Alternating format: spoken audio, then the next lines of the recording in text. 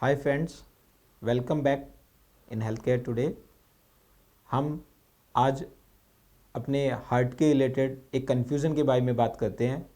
जैसे कि हमें कभी कभी सिम्टम्स आते हैं कि हमें चेस्ट में हैवीनेस है, कभी घबराहट आ गई, कभी एकदम बेचैनी सी हुई, अनईजीनेस हुआ, और हम कंफ्यूज हो जाते हैं कि वो हमें हार्ट की परेशानी है या नहीं है।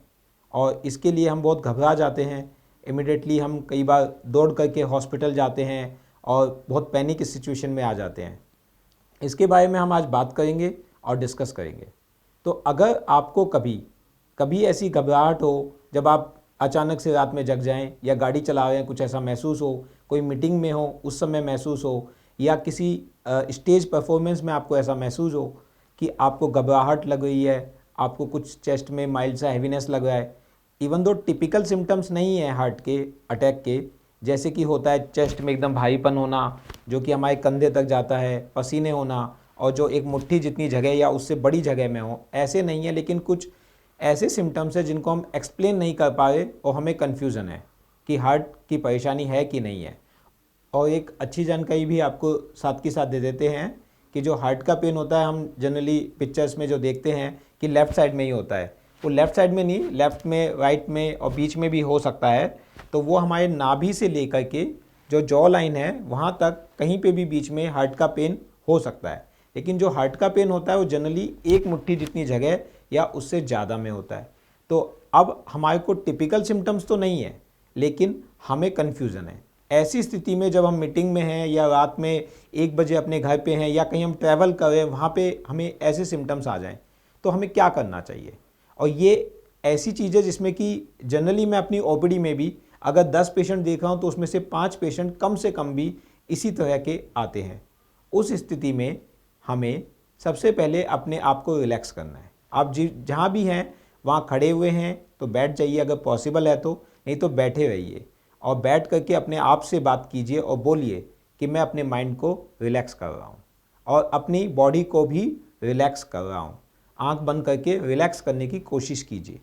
अगर आपका पेन और ये सिम्टम्स कुछ 5 मिनट में कंट्रोल हो जाते हैं तो ये आपको हार्ट की परेशानी नहीं है। आप एकदम रिलैक्स हो जाइए और जो आप एक्टिविटी कर रहे हैं, जैसे गाड़ी चला रहे हैं, कोई मीटिंग अटेंड कर रहे हैं या सो रहे हैं, तो आप वो कंटिन्यू कीजिए।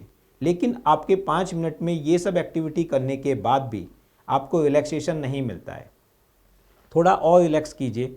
अगर ये 20 मिनट तक भी आपको आराम नहीं मिलता है तो आप डिस्प्रिन की आधी गोली जनरली हम लोग एक गोली एडवाइस करते हैं, लेकिन यहाँ कन्फ्यूज़न है कि हार्ट की परेशानी है कि नहीं है। और ये जो डिस्प्रिन की गोली है वो हमारा खून पतला करती है, तो उसकी कोई कॉम्प्लिकेशन ना हो जाए इसको सोचते हुए हम आधी गोली आपको एडवाइस कर रहे हैं। वो आपने च्यू करके या पानी में घोल के ले सकते हैं। दोनों का इक्विवेलेंट इफेक्ट रहता है। कई बार हम गाड़ी में होते हैं, पानी नहीं होता है तो हम च्यू कर लेंगे, और अगर पानी अवेलेबल है तो पानी से लेने से मुंह में कड़वा टेस्ट नहीं आएगा, तो ये फ़ायदा है, हम उसको ले लेते हैं। अब लेने के बाद हम कोशिश करें कि नज़दीकी हॉस्पिटल जो भी मिले वहाँ चले जाएं और अपने डॉक्टर को दिखाएं। कभी कभी जो हमने ऑब्ज़र्व किया है, ये बहुत ही कम चांसेस होते हैं कि इस तरह के सिम्टम्स हार्ट की परेशानी से हो। 98% कुछ भी नहीं निकलता है, और जनरली इस तरह के पेशेंट्स एक डर की वजह से पैनिक कर जाते हैं, अननेसेसरी टेस्ट की डिमांड भी करते हैं। जैसे कि कई पेशेंट्स आते हैं, वो बोलते हैं कि नहीं जी, हमें तो सीटी कोरोनरी एंजियोग्राफी ही करवा दीजिए या हमें एडमिट कर लीजिए। तो हम कुछ टेस्ट करते हैं वहाँ पे, जैसे कि ईसीजी हुआ, ट्रोपोनिन टेस्ट हुआ, कभी हम उन्हें रिपीट करने की भी हिदायत देते हैं।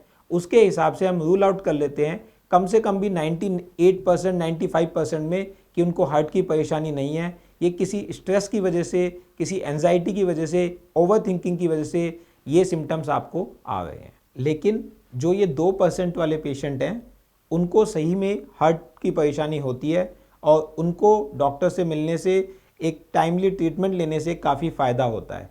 तो हमें इस कन्फ्यूज़न में और इस मिसअंडरस्टैंडिंग में हमें 2% पेशेंट को मिस नहीं करना है।